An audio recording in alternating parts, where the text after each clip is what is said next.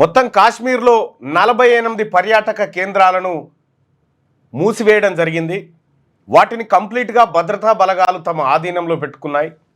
సమస్యాత్మకం అనిపించినటువంటి ప్రాంతాల్లోకి పర్యాటకులను అనుమతించట్లేదు. కాశ్మీర్కు వెళ్ళాలంటేనే జనం జంకుతున్నటువంటి పరిస్థితుల్లో ఈ ఘటన జరిగినటువంటి సందర్భంలో యావత్ దేశం ఉలిక్కిపడి భారత ప్రభుత్వానికి చనిపోయిన వారి కుటుంబాలకి అండగా నిలబడ్డాయి. కానీ ఎయిర్లైన్స్ మాత్రం కాశ్మీర్ నుంచి ఇతర ప్రాంతాలకు వెళ్ళే ఎయిర్లైన్స్ మాత్రం విపరీతంగా 6,000 ఉన్న టికెట్లను 60,000 చేసి దోపిడీకి తెగబడ్డాయి. సో ఆ రకంగా ఎయిర్లైన్స్ పైన విమర్శలు వచ్చినాయి.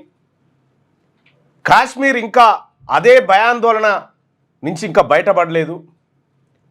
4 ఉగ్రవాదులని ఎవరైతే భావిస్తూ ఉన్నారో కాల్పులు దిగబడ్డటువంటి వాళ్ళు ఇప్పటి వరకు వాళ్ళ ఆచూకీ లేదు.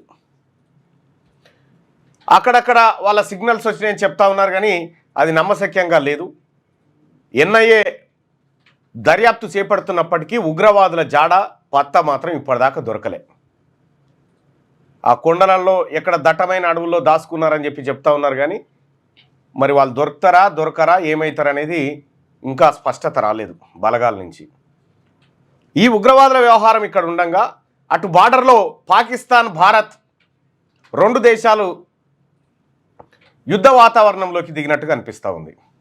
ఏకంగా పాకిస్తాన్కి సంబంధించినటువంటి వ్యక్తులు మాట్లాడుతూ మొత్తం మా అణుబాంబులన్నీ భారత్ దిక్కే తిప్పిపెట్టినాం, యుద్ధం వస్తే భారత్ మీద అణుబాంబులు వేస్తామని చెప్పి వాళ్ళు చెప్తా ఉన్నారు.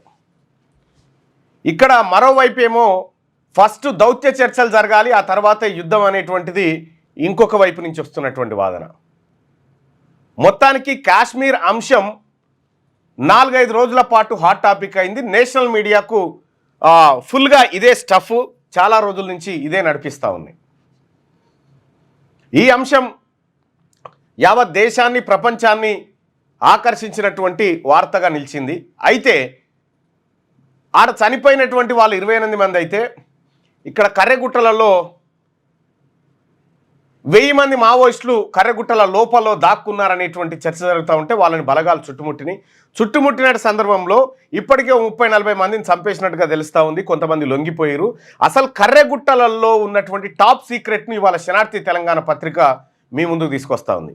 అసలు కర్రెగుట్టలలో ఎవరున్నారు, భద్రతా బలగాల టార్గెట్ ఎవరు, నిజంగా వాళ్ళు అక్కడే ఉన్నారా, మరో చోట ఎక్కడైనా ఉన్నారా, భద్రతా బలగాలు పనిన వ్యూహం ఏంది, మావోయిస్టులు పనిన ప్రతి వ్యూహం ఏంది, ఈ ప్రత్యేక కథనాన్ని శనార్థి తెలంగాణ పత్రిక మీకు అందించబోతా ఉంది ఇవాళ. ఇవి 2 భద్రతకు సంబంధించినటువంటి అంశాలు. అయితే ఇక రాజకీయాల అంశాలు చూస్తే కె చంద్రశేఖరరావు గారు ఎల్కతుర్తిలో నిర్వహించినటువంటి సభ తర్వాత బీఆర్ఎస్ పార్టీలో కొంత జోష్ కనిపిస్తూ ఉంది. సభ సక్సెస్ కావడం, సభలో అసలు అధికార పక్షాన్ని పెద్దగా పట్టించుకోకపోవడం, కేసీఆర్ అసలు రేవంత్ రెడ్డి గారి టాపికే లేపకపోవడం, అతన్ని ఒక సీఎంగా కాకుండా అట్లా వదిలేసినటువంటి పరిస్థితుల్లో కొద్దిగా కాంగ్రెస్ శ్రేణులు బగ్గుమంటా ఉన్నాయి. కాంగ్రెస్లో అందరు శ్రేణులు కాదు, మళ్ళీ కొంతమంది మాత్రమే అసలు ఏం మాట్లాడాలి మనం అనగనే పాయ కదా, అంటే ఏమన్నా అందామంటే అంటే ఏం ఆడ పరిస్థితి కనిపిస్తలేదు. సో పొడిగా ఏమన్నా మాట్లాడిగా ప్రెస్ మీట్లనైతే అనే పరిస్థితి లేదు రేవంత్ రెడ్డి గారు.